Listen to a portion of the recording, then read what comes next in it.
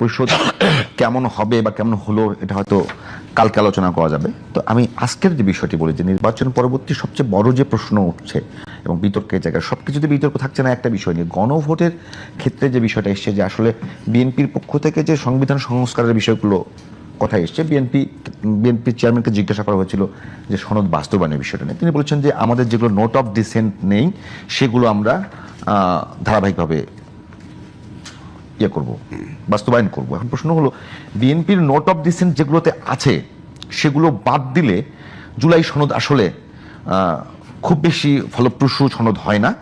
এখন প্রশ্ন হলো গণভোটের পরেও কি বিএনপির সেই সুযোগটা আছে? আছে। কিভাবে? আমি বলছি যেগুলোতে অন্য দলের নোট অফ ডিসেন্ট আছে সেখানে নোট দেওয়া আছে, জুলাই সনদে নোট দেওয়া আছে যে ইশতেহারে এই ইস্যু যে দল আপত্তি দিল নোট অফ ডিসেন্ট, তারা যদি ইশতেহারে উল্লেখপূর্বক জয়লাভ করলে ব্যবস্থা নিতে পারবে, তারা তাদের ব্যবস্থা নিবে। সুতরাং উচ্চকক্ষ বরাবরই বলছে যে বিএনপি বলছে যে সিট বেসিসে হবে। আর জুলাই সনদে প্রধানমন্ত্রীর যে মেয়াদ সেখানে দুইটা সেখানে বিএনপির নেই, আপত্তি করে নাই, তো আপত্তি করে নাই। আর যদি বলছি উচ্চ কক্ষের বিষয়ে, হ্যাঁ অনেক জায়গায় সংখ্যানুপাতিক নিয়ে আমি বোঝার জন্য এরপরে রাজ্যকে আমি আপনাকে, আমার কাছে আছে, আমি আপনাকে দেখাচ্ছি ডকুমেন্ট, তাহলে আপনি পরিষ্কার বুঝবেন, একদম পরিষ্কার। ওকে, হ্যাঁ আপনি দেখেন, আমি বলতেছি উচ্চ কক্ষ দেখেন। হ্যাঁ উচ্চ কক্ষ, এই যে উচ্চ কক্ষ গঠন, মূল কথা আছে 18 নম্বর অনুচ্ছেদে আছে, নিম্ন কক্ষের নির্বাচনে প্রাপ্ত ভোটের সংখ্যানুপাতিক প্রতিনিধিত্ব পদ্ধতিতে উচ্চ কক্ষের 100 জন সদস্য নির্বাচিত হবে। পাশে কি লেখা আছে? আচ্ছা, পাশে হলো সবগুলো দল, 24টি দল একমত। এরপরে আছে 7টি দল ও জোট নোট অফ ডিসেন্ট। তারপরে নোট হলো নোট দিছে এখানে। অবশ্য কোন রাজনৈতিক দল বা জোট তাদের নির্বাচনী ইশতেহারে উল্লেখপূর্বক যদি জনগণের ম্যান্ডেট লাভ করে তাহলে তারা সেই মতে ব্যবস্থা গ্রহণ করতে পারবে। ওখানে কি 21 নম্বর আছে? কোথায়? যারা নোট অফ ডিসেন্ট দিয়েছে, বুঝি নেই। নোট অফ ডিসেন্ট যে কজন দিয়েছে, তবে তো 21 নম্বর হলো বিএনপি নাকি? না, নোট অফ ডিসেন্ট হলো দলের নাম উল্লেখ করে নাই, কিন্তু 21 নম্বর আছে, নাম্বারের দল আছে, আপনি দেখেন নাই? কি বুঝি পাশে কতগুলো নাম্বার আছে না, এই যে 12 13 14। না, পরিশিষ্টের না নোট অফ ডিসেন্ট যা দিয়েছে কয়টি দল? 7টি দল। 7টি দল নাম্বার বলেন। 7টি দলের নাম উল্লেখ করেন। নাম্বার আছে এখানে, নাম্বার তো বুঝবেন না। এই যে পরিশিষ্টের ক্রমিক নম্বর 1 16 17 21 মানে বিএনপি আছে, বিএনপি আছে 21 মানে বিএনপি, এটা শেষের দিকে।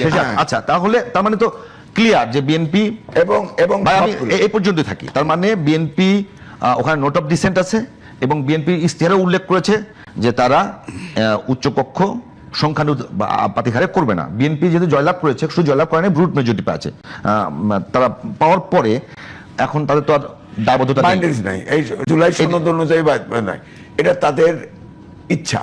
কারণ এখানে তো বলে দেওয়া হয়েছে নোটে যে ইশতেহারে দিছে, এবং যে সব জায়গায় নোট অফ ডিসেন্ট দিছে বিএনপি, প্রত্যেকটা আমি দেখছি প্রত্যেকটাতে এই উল্লেখ আছে এবং এইটা বলা আছে, বলা আছে। নিয়ে যেতে পারবেন না, দেখেন। আমি নিয়ে যাবো, আপনার কি করবেন? না এই বই আমি, আচ্ছা এই বইটা আমার কাছে 10টা আছে, আপনাদের দুজনকে 5টা দেওয়া হবে। চিন্তা করতে এবার কি আমি বলবো কিছু? বলেন প্লিজ। এইটা হইল সমস্ত দলমত নির্বিশেষে তারা আলাপ করছে। এটার ভিতরে 84টা সংশোধনী আছে। ওকে, এটার ভিতরে এত দল বলার দরকার নেই, কোনটা আপনি একমত হয়েছেন, কোনটা দ্বিমত হয়েছেন, আমি কোনটা একমত দ্বিমত, এগুলো মার্ক করা আছে। ঠিক আছে। এইটা নিয়ে আমরা ঐক্যমত্যে আসতে পারি নাই তো, না পারি নাই বলেই তো গণভোটের সিদ্ধান্ত আসছে। গণভোট তো এমনি আসতো না, এইখানে যদি সবাই এগ্রি করে ফেলতে পারতো এই দলগুলা, আমরা তো এগ্রি করে গণভোটে যে 4 দফা দিয়েছে সেখানে তো নোট অফ ডিসেন্ট বলেছি তো, আমি বলি অর্থাৎ এখানকার নোট অনুযায়ী আমি বলতে ক্লিয়ার করতেছি, এটা একটু বোঝার জন্য। আমরা এখানে একমত হই নাই বলেই ফাইনালি গণভোটের প্রশ্ন আসলো, যেটা গণভোট, এটা হলো উকালতি আর্গুমেন্ট।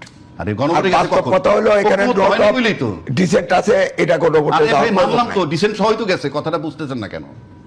এইটা আমরা ঐক্যমত হই নাই বলেই তো গণভোটে গেছি নাকি?